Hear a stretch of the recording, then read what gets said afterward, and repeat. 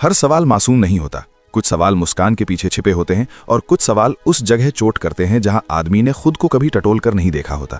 जब कोई स्त्री आपसे ये पूछती है कि आपको अकेलापन कैसा लगता है या फिर ये कि आप गुस्से में कैसे हो जाते हैं, तो वो बातचीत नहीं कर रही होती, वो आपका मन खोलकर देख रही होती है, जैसे कोई पुरानी किताब जिसके पन्नों पर जवाब पहले से लिखे हों। कामसूत्र भी यही कहता है कि स्त्री का आकर्षण अचानक नहीं जागता, वो पहले पुरुष की स्थिरता, संयम और मानसिक सुरक्षा को परखती है, क्योंकि जहां मन सुरक्षित ना हो वहां देश कभी समर्पण नहीं करती। आधुनिक मनोविज्ञान इसे इमोशनल स्क्रीनिंग कहता है और यही वो बिंदु है जहां अधिकतर पुरुष भ्रम में पड़ जाते हैं। उन्हें लगता है कि ये सब सामान्य बातचीत है, जबकि असल में ये भविष्य की संभावनाओं की जांच होती है।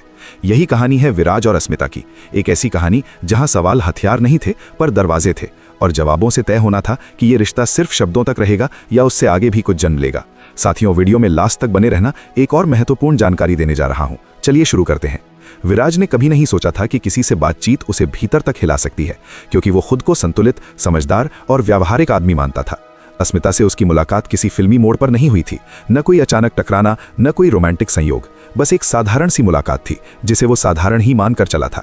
पर जैसे जैसे अस्मिता के सवाल सामने आते गए, विराज को यह एहसास होने लगा कि यहाँ कुछ और चल रहा है।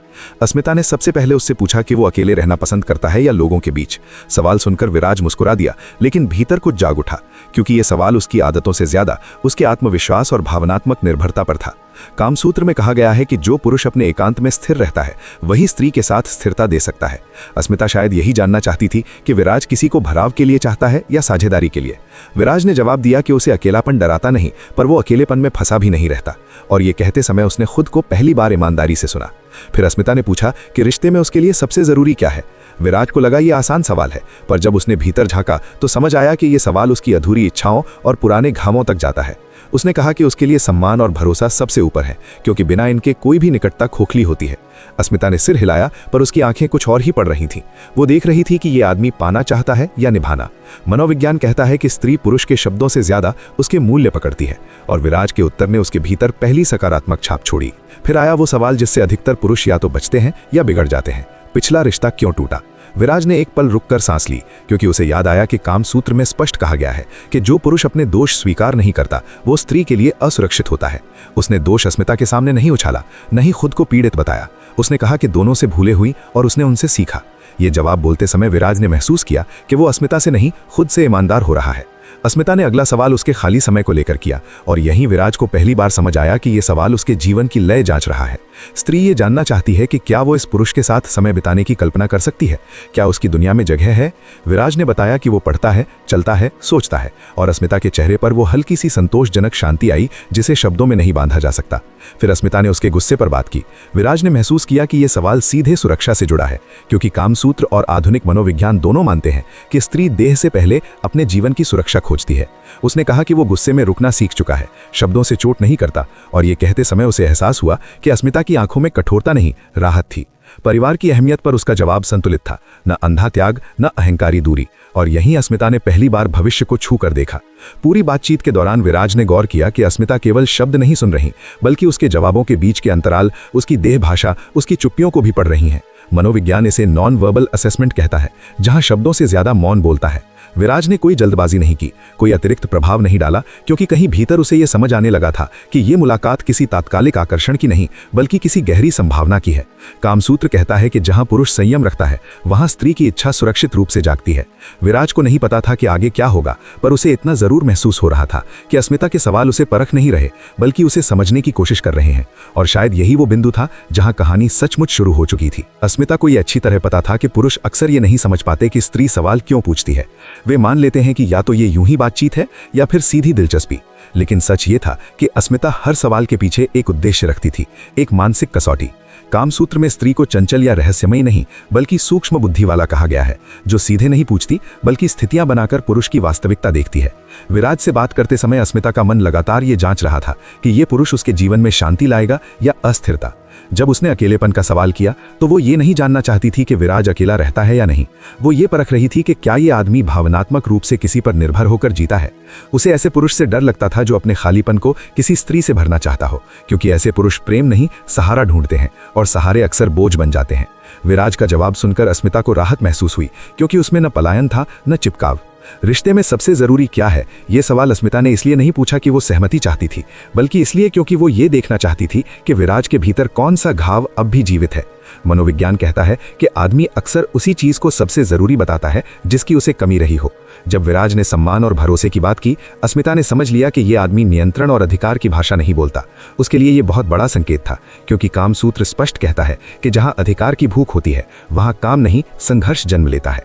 पिछला रिश्ता क्यों टूटा, अस्मिता के लिए निर्णायक सवाल था। उसने ये सवाल बहुत सोच समझकर पूछा, क्योंकि उसे पता था कि यहाँ पर पुरुष या तो खुद को निर्दोष साबित करेगा या सच स्वीकार करेगा। जैसे ही विराज ने बिना शिकायत के अपनी जिम्मेदारी स्वीकार की, अस्मिता के भीतर कुछ ढीला पड़ा, एक पुराना डर। वो पहले ऐसे पुरुषों से मिली थी जो हर असफलता का दोष स्त्री पर डालते थे। ऐसे पुरुषों के साथ स्त्री कभी सुरक्षित महसूस नहीं कर सकती। विराज का जवाब उसके लिए यह संकेत था कि ये आदमी टूटने के बाद भी सीख सकता है, और सीखने वाला पुरुष ही रिश्ते निभा पाता है। जब अस्मिता ने उसके खाली समय के बारे में पूछा, तो असल में वो अपने मन में एक दृश्य बना रही थी। क्या वो इस पुरुष के साथ चुप बैठ सकती है? क्या हर पल उसे मनोरंजन करना पड़ेगा? स्त्री जानती है कि शारीरिक निकटता से पहले मानसिक सहजता जरूरी है। अगर पुरुष अपने जीवन में ही असहज है तो वो किसी और को भी असहज करेगा। विराज की बातें सुनकर अस्मिता को यह भरोसा मिला कि ये आदमी अपने साथ बैठ सकता है, और जो अपने साथ बैठ सके वही किसी स्त्री के साथ टिक सकता है। गुस्से वाला सवाल अस्मिता ने इसलिए नहीं किया कि उसे ड्रामा पसंद था, बल्कि इसलिए क्योंकि वो सुरक्षा को लेकर बेहद स्पष्ट थी। कामसूत्र और आधुनिक मनोविज्ञान दोनों कहते हैं कि स्त्री की इच्छा वहीं मर जाती है जहां उसे खतरा दिखता है। जब विराज ने संयम और विराम की बात की, अस्मिता के भीतर एक अदृश्य द्वार खुला, क्योंकि उसे लगा कि ये आदमी शब्दों को हथियार नहीं बनाएगा। परिवार की अहमियत पर उसका संतुलन देखकर अस्मिता ने पहली बार भविष्य को डर के बिना सोचा। उसे ऐसे पुरुष से डर लगता था जो या तो परिवार में घुलकर अपनी पहचान खो दे या परिवार को बोझ समझे। विराज बीच का रास्ता जानता था, और यही परिपक्वता थी। पूरी बातचीत के दौरान विराज ने गौर किया कि अस्मिता केवल शब्द नहीं सुन रही, बल्कि उसकी आंखों की स्थिरता, उसके शरीर की सहजता, उसके मौन की गरिमा देख रही थी। मनोविज्ञान इसे नॉन वर्बल असेसमेंट कहता है, जहां शब्दों से ज्यादा मौन बोलता है। विराज ने कोई जल्दबाजी नहीं की, कोई अतिरिक्त प्रभाव नहीं डाला, क्योंकि कहीं भीतर उसे यह समझ आने लगा था कि यह मुलाकात किसी तात्कालिक आकर्षण की नहीं, बल्कि किसी गहरी संभावना की है। कामसूत्र कहता है कि जहां पुरुष संयम रखता है, वहां स्त्री की इच्छा सुरक्षित रूप से जागती है। विराज को नहीं पता था कि आगे क्या होगा, पर उसे इतना जरूर महसूस हो रहा था कि अस्मिता के सवाल उसे परख नहीं रहे, बल्कि उसे समझने की कोशिश कर रहे हैं। और शायद यही वो बिंदु था जहां कहानी सचमुच शुरू हो चुकी थी। विराज को ये अच्छी तरह पता था कि स्त्री अक्सर ये नहीं समझ पाते कि पुरुष सवाल क्यों पूछते हैं। वे मान लेते हैं कि या तो ये यूं ही बातचीत है या फिर सीधी दिलचस्पी। लेकिन सच ये था कि अस्मिता हर सवाल के पीछे एक उद्देश्य रखती थी, एक मानसिक कसौटी। कामसूत्र में स्त्री को चंचल या रहस्यमयी नहीं, बल्कि सूक्ष्म बुद्धि वाला कहा गया है, जो सीधे नहीं पूछती, बल्कि स्थितियां बनाकर पुरुष की वास्तविकता देखती है। विराज से बात करते समय अस्मिता का मन लगातार ये जांच रहा था कि ये पुरुष उसके जीवन में शांति लाएगा या अस्थिरता। जब उसने अकेलेपन का सवाल किया, तो वो ये नहीं जानना चाहती थी कि विराज अकेला रहता है या नहीं।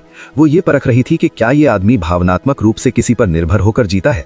उसे ऐसे पुरुष से डर लगता था जो अपने खालीपन को किसी स्त्री से भरना चाहता हो, क्योंकि ऐसे पुरुष प्रेम नहीं, सहारा ढूंढते हैं, और सहारे अक्सर बोझ बन जाते हैं। विराज का जवाब सुनकर अस्मिता को राहत महसूस हुई, क्योंकि उसमें न पलायन था न चिपकाव।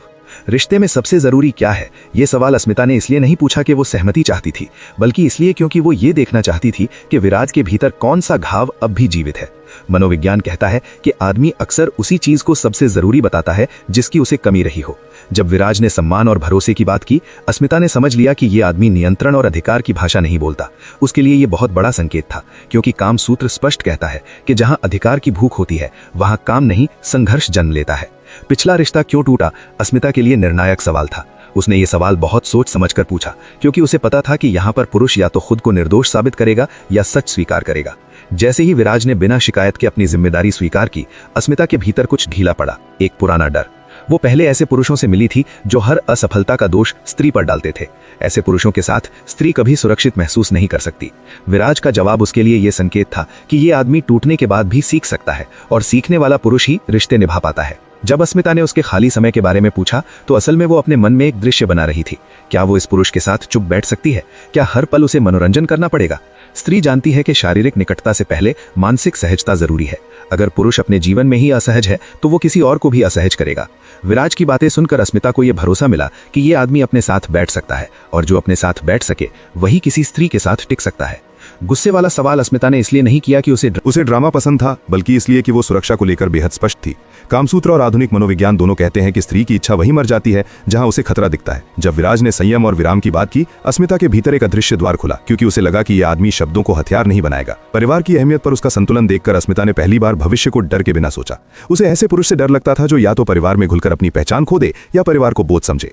विराज बीच का रास्ता जानता था और यही परिपक्वता थी। पूरी बातचीत के दौरान अस्मिता केवल शब्द नहीं सुन रही थी, वो विराज की आंखों की स्थिरता, उसके शरीर की सहजता, उसके मौन की गरिमा देख रही थी। मनोविज्ञान इसे सेफ्टी थ्रू कंसिस्टेंसी कहता है, जहां बार बार एक जैसा व्यवहार भरोसा बनाता है। अस्मिता ने जानबूझकर कुछ छोटे परीक्षण किए, कभी चुप रहकर, कभी हल्की दूरी बनाकर, और हर बार विराज ने उसे स्पेस दिया, पीछा नहीं किया। यही वो बिंदु था जहां अस्मिता के भीतर यह विचार स्पष्ट होने लगा कि यह आदमी न सिर्फ बात करने लायक है, बल्कि उसके करीब आने की संभावना भी सुरक्षित है। कामसूत्र कहता है कि स्त्री पहले मन में समर्पण करती है, फिर देह में, और अस्मिता का मन अब पीछे नहीं हट रहा था। यह कोई अचानक जागी इच्छा नहीं थी, बल्कि धीरे धीरे बनी हुई सहमति थी, जिसमें डर नहीं, स्पष्टता थी। अस्मिता जानती थी कि अभी कुछ कहा नहीं जाएगा, कुछ मांगा नहीं जाएगा, लेकिन उसे यह भी पता था कि यह कहानी केवल सवाल जवाब तक सीमित नहीं रहेगी, क्योंकि जब मन शांत हो जाए तो निकटता अपने आप रास्ता खोज लेती है। विराज अब समझ चुका था कि यह कहानी सवालों की नहीं, संकेतों की है, और संकेत शब्दों से नहीं, व्यवहार से पकड़े जाते हैं। मनोविज्ञान बताता है कि जब स्त्री मन में सहमति बनाती है तो वो पुरुष को परखना बंद नहीं करती, बल्कि उसकी निरंतरता जांचती है। अस्मिता के व्यवहार में अब जल्दबाजी नहीं थी, पर एक स्थिर खुलापन था। वो देर से जवाब देती, फिर भी जवाब देती, वो मौन रखती पर दूरी नहीं बनाती। यही वे क्षण होते हैं जहां अधिकांश पुरुष गलती करते हैं। या तो वे इसे उदासीनता समझकर दबाव बढ़ा देते हैं, या फिर अत्यधिक उत्साह में सीमाएं लांघ देते हैं। कामसूत्र स्पष्ट चेतावनी देता है कि इच्छा का अपमान दो तरह से होता है, या तो उसे नजरअंदाज करके या उसे हड़बड़ी से पकड़कर। विराज ने इन दोनों से बचने का निर्णय किया, क्योंकि वो समझ चुका था कि सम्मानित गति ही सुरक्षित गति है। अस्मिता ने कुछ संकेत जानबूझकर छोड़े, एक साझा हंसी जो सामान्य से थोड़ी देर टिकती थी, आंखों का ठहराव जो प्रश्न पूछने से पहले रुकता था, और बैठने की वो दूरी जो अनायास कम हो जाती थी। मनोविज्ञान इसे प्रॉक्सिमिटी कंफर्ट कहता है, जब शरीर बिना चेतावनी के सुरक्षित दूरी चुन लेता है। विराज ने इन संकेतों को देखा, पर उन पर दावा नहीं किया। उसने अपनी मुद्रा खुली रखी, पर आगे झुककर आक्रमण नहीं किया। यही वो सूक्ष्म संतुलन था जहां आकर्षण भरोसे में बदलता है। कामसूत्र में संयम को इच्छा का शत्रु नहीं, उसका संरक्षक बताया गया है। विराज उसी संरक्षक की तरह व्यवहार कर रहा था। कई पुरुष यहाँ एक और भूल करते हैं, वे संकेतों को शब्दों में बदलकर तौलने लगते हैं। क्या तुम मुझे पसंद करती हो? क्या हम आगे बढ़ सकते हैं? ऐसे प्रश्न मन को तर्क में ढकेल देते हैं, जबकि इच्छा अनुभव से पुष्ट होती है। विराज ने प्रश्नों से नहीं, स्पष्टता से काम लिया। उसने एक साधारण वाक्य कहा कि उसे अस्मिता के साथ समय अच्छा लगता है और वो फिर मिलना चाहेगा, पर गति वही रहेगी जो दोनों के लिए सहज हो। इस वाक्य में न दबाव था, न सौदा, ये ऑटोनॉमी का सम्मान था। मनोविज्ञान कहता है कि जहां चयन का अधिकार सुरक्षित रहता है, वहां सहमति स्वाभाविक होती है। अस्मिता ने प्रतिक्रिया में कोई बड़ा ऐलान नहीं किया, उसने बस इतना कहा कि उसे ये सहजता पसंद है। यही वो क्षण था जहां कहानी अपने सबसे सच्चे मोड़ पर पहुंची, क्योंकि इच्छा अक्सर छोटे वाक्यों में छिपी होती है। अस्मिता के व्यवहार में अब एक स्थिर निरंतरता थी, वो अपनी सीमाएं बताती और विराज उन्हें बिना तर्क के स्वीकार करता। ये बिना तर्क महत्वपूर्ण था, क्योंकि सीमाएं समझौते की वस्तु नहीं, सम्मान की कसौटी होती हैं। कामसूत्र कहता है कि जहां मर्यादा सुरक्षित हो, वहां अनुराग निर्भय होता है। एक शाम अस्मिता ने अपने दिन की थकान साझा की। विराज ने समाधान नहीं दिया, बल्कि साथ चलने का प्रस्ताव रखा। यह सहनियमन था, जहां भावनाएं अकेले नहीं ढोई जाती। पुरुषों की आम भूल यहां सलाह देना, नियंत्रण लेना है। विराज ने साथ चुना। मनोविज्ञान में इसे इमोशनल होल्डिंग कहा जाता है, जब आप किसी की भावना को ठीक नहीं करते, बस थाम लेते हैं। अस्मिता के लिए यही थामना निर्णायक था, क्योंकि सुरक्षा वहीं से जन्म लेती है। संकेत अब स्पष्ट थे, पर अंतिम कदम अभी भी शब्दों का नहीं, आचरण का होना था। विराज ने अपनी उपलब्धता दिखाई, पर निर्भरता नहीं, अपनी रुचि दिखाई, पर स्वामित्व नहीं। उसने अपने जीवन की गति नहीं बदली, बस उसमें अस्मिता के लिए जगह बनाई, और जगह बनाना अधिकार जताने से कहीं अधिक आकर्षक होता है। कामसूत्र में सहचर्य का यही अर्थ है, साथ चलना, खींचना नहीं। अस्मिता ने धीरे धीरे अपनी असुरक्षाएं साझा की, विराज ने उन्हें परेशानी नहीं बनाया। उसने अपनी सीमाएं दोहराई, विराज ने उन्हें चुनौती नहीं दी। यही वो निरंतरता थी जिसने मन में अंतिम सहमति बनाई। मनोविज्ञान बताता है कि सहमति कोई क्षणिक हाँ नहीं, बल्कि समय के साथ बनी स्थिर ठीक है होती है। अस्मिता के व्यवहार में अब वो स्थिरता थी, आंखों की भाषा साफ थी, मौन आरामदेह था, निकटता स्वाभाविक थी। अंततः कोई नाटकीय दृश्य नहीं हुआ, न कोई अचानक प्रस्ताव, न कोई घोषणा। बस इतना हुआ कि दोनों ने अगली मुलाकात तय की, स्पष्ट समय, स्पष्ट जगह, और यही स्पष्टता उस निकटता की नींव थी जो दिखावे से नहीं, भरोसे से बनती है। कामसूत्र की दृष्टि में यही श्रेष्ठ परिणति है, जहां देह की आकांक्षा मन की अनुमति से आगे बढ़े और मन सम्मान की छाया में सुरक्षित रहे। इस कहानी का निष्कर्ष किसी तकनीक का नहीं, एक सिद्धांत का है कि स्त्री संकेत देती है, पर निर्णय अपने पास रखती है। पुरुष पढ़ता है, पर दावा नहीं करता। जो पुरुष संयम, सम्मान और निरंतरता रखता है, उसके साथ निकटता किसी चाल से नहीं, स्वाभाविक विश्वास से जन्म लेती है। विराज और अस्मिता की कहानी वहीं समाप्त नहीं होती, वो उस बिंदु पर ठहरती है जहां आगे बढ़ना अब डर नहीं, चुनाव है। और यही वो जगह है जहां रिश्ते सच में शुरू होते हैं। साथियों, आशा करता हूं ये जानकारी आपको पसंद आई होगी। जाते जाते वीडियो को लाइक जरूर कर देना, और कहानी सुनो स्टोरी ट्रेलर चैनल को सब्सक्राइब कर लेना आने वाली वीडियो के लिए। मिलते हैं नेक्स्ट वीडियो में, तब तक अपना ख्याल रखिए। बाय, धन्यवाद।